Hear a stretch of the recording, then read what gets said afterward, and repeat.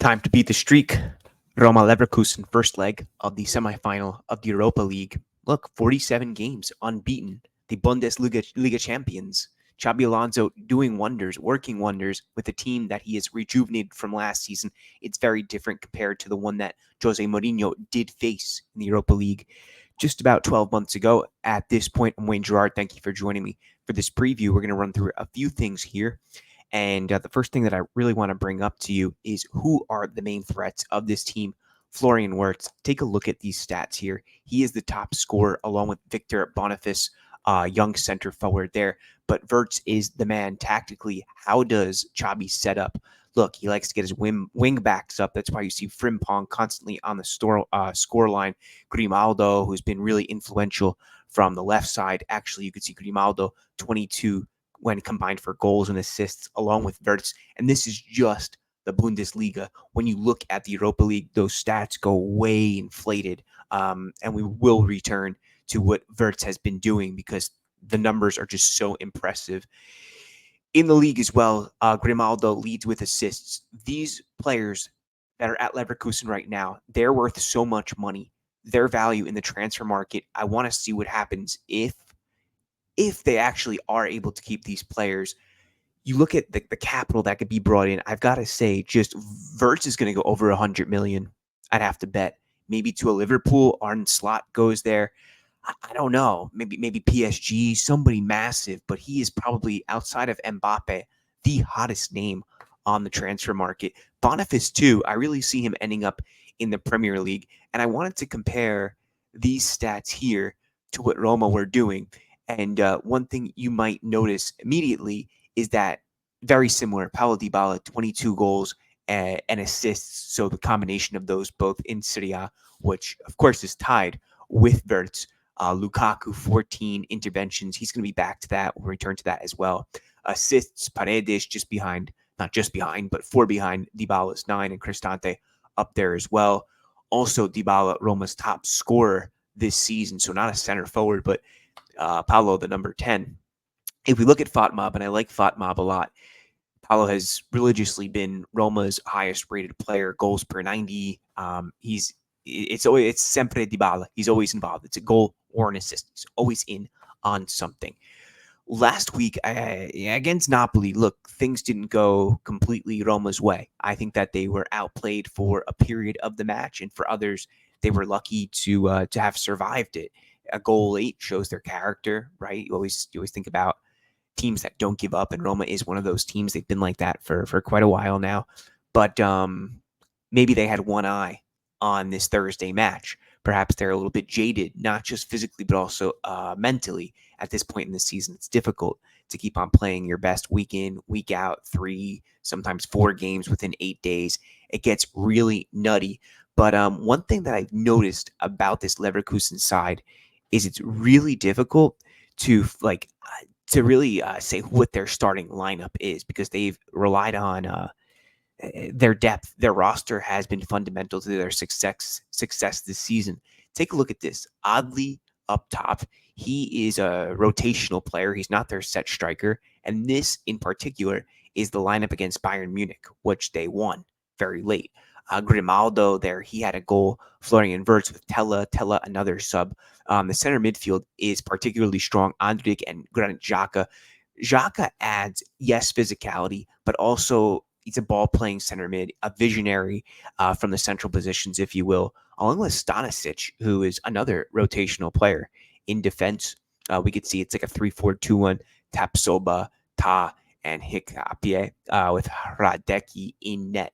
The way that this will work, if you're looking at the left side of your screen, you're going to see these players overlap one another, underlap. It's one thing that really makes Xabi Alonso the hottest name on the coaching transfer market. So he has pledged that he will stay with Leverkusen one more year. Is it the right move for him? I think he's waiting for Real Madrid. I think Ancelotti calls it quits next season, and you see Xabi Alonso walk right into that job. I think he's probably, as he deserved it. Yeah, I don't think he needs to take another step. I don't think he has to go and prove himself at I don't know, who would be like a Milan or somebody, or a Juventus. I think he can go straight to the top. Go to Madrid. He's a legend there. He's been coached by the best that there's ever been. So Xabi Alonso, it's his party, and Roma's job is to spoil that. So let's look at some of those interesting reasons here. I was looking at a Bundesliga article, and it was 5 reasons why that Roma will lose to Leverkusen.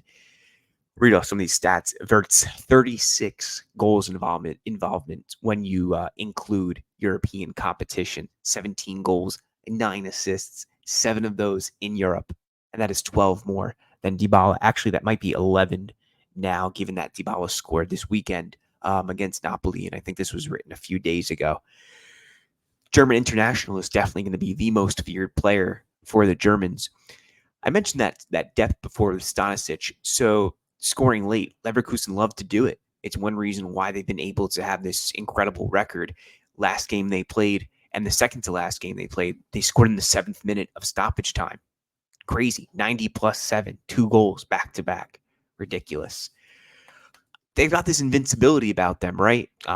21 goals after the 86th minute this season. So can you ever count them out? Look, I think that when you watch what they've been able to do, I think Roma has to take it as warning signs. It's not that they can't do it. They sure as heck can do it. But now you learn the ins and outs of this team. You've seen everything that they are capable of. So make it work in your favor. Make it work against them. And hopefully that teaches Roma a lesson or two coming into it. There's a couple good comments here. One was from Cesc Fabregas, who's doing stuff in Como right now, a lot with Como, along with my buddy Richard Hall, who's doing some of their helping for their historical side. They're putting something together. So Cesc said it's going to be a very good match. He says 50-50. Obviously, Leverkusen having a fantastic season. He mentions they've won the league. It'll be fantastic because Roma are growing with their new coach, Daniele De Rossi. He says it'll be interesting. He says they'll be in front of the TV watching it. He also spoke about Atalanta, and they'll be going up against Marseille. I think Atalanta got lucky with that draw. I think they're going to be in the final. That's my gut telling me that. A little bit about Abraham. He scored in his first goal since that ACL injury. Let's look at what happened there. He said, I dreamt about this moment from the beginning of the season. I had a difficult injury. I was all about getting myself ready and my mind ready. So thank God I'm back. I'm feeling much better. I've been waiting for this goal so long. It's a dream. I'll celebrate with my teammates. And then he says, we're a team that loves challenges, especially me. We would love to be the team that stops Leverkusen's run, but of course, we have to pay them respect. They're a good team. They've done amazingly this season, but we have to be ready as we want to get to the final. It's going to be a good game. Some good news here, though, in that Lukaku looks to be recovering for this match, and that's good. He didn't play against Napoli. Osmoon got the start, and if I'm honest with you, I think he looked a little bit out of sorts, but that's to be expected. Look, center forwards are players who thrive on continuity, and they get into habits. Goal scoring tends to be contagious, so it's difficult to judge a player just off a sporadic start there. But I really wanted to mention to you as well some of the comments from De Rossi going into this match. He said, I also considered that Milan were very strong, speaking about how they're actually going to approach us. He says, I was also afraid of Brighton and Feyenoord. They're similar teams. They all play good football. Preparing matches against teams that want to play a specific brand of football is more difficult. We'll have to be careful in defense and try not to let them have the ball. They have very good players in possession. If you take the ball away from them, they get nervous. We have to be perfect on offense and defense. They never lose. They always seem to equalize at the end. They have something special. And here is the key comment. They are undefeated, but there are no unbeatable teams. And I like that from the boss. I like that he gives that little bit of like, look, we're not out. We're going to take this to them. I don't really want to give you a predicted scoreline. I'll just tell you that I always believe in my Roma. I think they could do great things. I think they know what it takes to progress in a semifinal. They're building a European pedigree at this point. Think about last season. They should have won the Europa League. The year before that, Roma won the Conference League. Dybala is playing out of his mind. Lukaku has been a great addition. I think the defense has looked so much more solid. Paredes has been fundamental to Roma's success this season. The team is so motivated with De Rossi being the coach. I love him very much. Let's go. Dai Roma. Let me know what you think.